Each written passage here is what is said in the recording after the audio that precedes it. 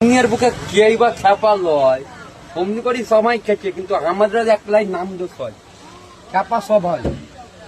কিন্তু এবার খ্যাপা মনে করলে যে এবার পেঁয়াজে তো দুটো খেতে তো হবে, আলু হোক ডাল হোক, এবার যে আমরা খেতে টাইমও পেয়ে না। ওরা সে কোচকার পাঁচগা, কোচকার লোহাপুর, কোচকার পুরুলিয়া, কোচকার আসানসোল, এমনি করতেই দিন পার।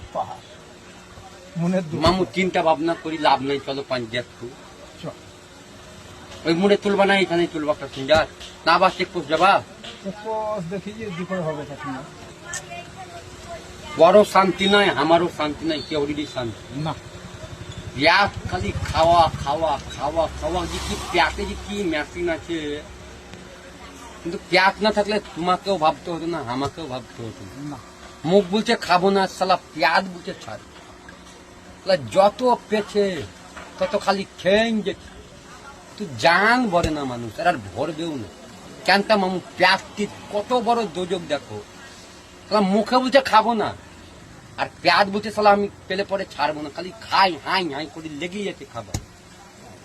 কি কষ্টের কারবারটা। তা হোক, এখন কি করবা, ভাগ্যে যা ছিল তাই হবে, নাকি কপালে নাই কো